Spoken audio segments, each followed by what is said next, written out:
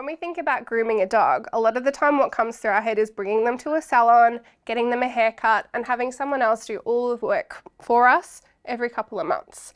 But one of the most important parts of grooming is what happens in between those haircuts. As you can see, Texas has quite a curly coat. Looks a bit like instant noodles pasted onto a dog. And when we have those curls, just like with human hair, they tangle together and you start to get knots.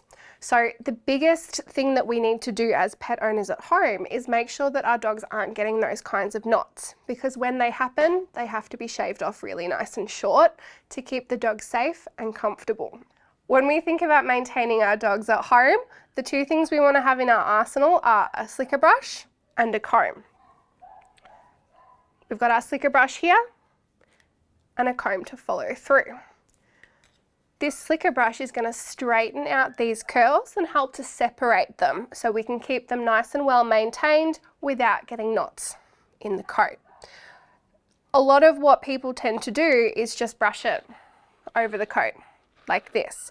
And while it leaves you with a really nice, pretty, shiny dog, it's not getting the whole way through the coat to the skin. So what we see a lot as groomers is a really nice dog on the top, but when you part that hair and look really close to the skin, the knots are still there, unfortunately. And that's when we end up with these dogs that people have been brushing at home, but still have to be shaved off short because they're matted.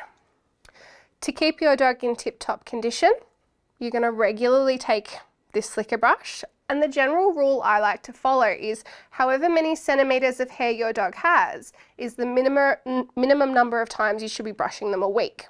So Texas's hair is kind of 2 to 3 centimeters long. 2 to 3 times a week is totally fine to brush Texas's hair. But on his head, that hair is much closer to kind of 5 or 6 centimeters. So every day, ideally, we should be sitting down with Texas and giving him a quick brush over to make sure that longer hair isn't starting to mat up.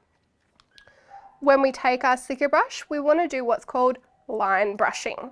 And what that means is just about what it says on the box. We take our brush and we brush in lines. So what we're going to do is we're going to stand Texas up.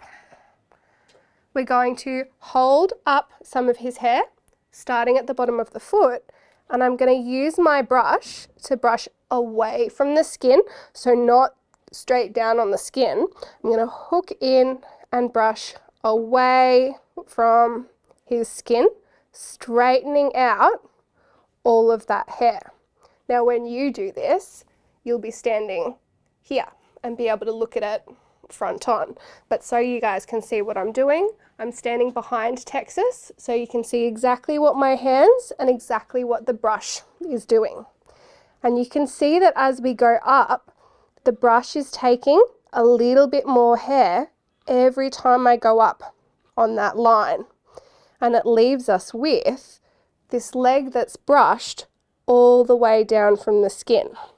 If we look up here where I brushed over before, you can see that that hair is really still quite curly. He's not a long dog, he doesn't have a lot of hair, but just brushing over the top has meant that we don't get all of that hair underneath, and we haven't brushed our dog all the way down to the skin.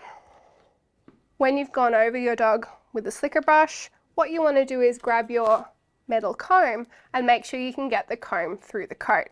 If I try to comb somewhere I haven't brushed, you can see the comb still gets stuck on those curls. They're not straight and they're starting to get tangled. But if I move my comb around to the back leg where I've already brushed, you can see that I can get that comb through at a 45-degree angle all the way down that leg to the foot. And that means that this hair is well brushed and isn't at risk of tangling before the next brushing session.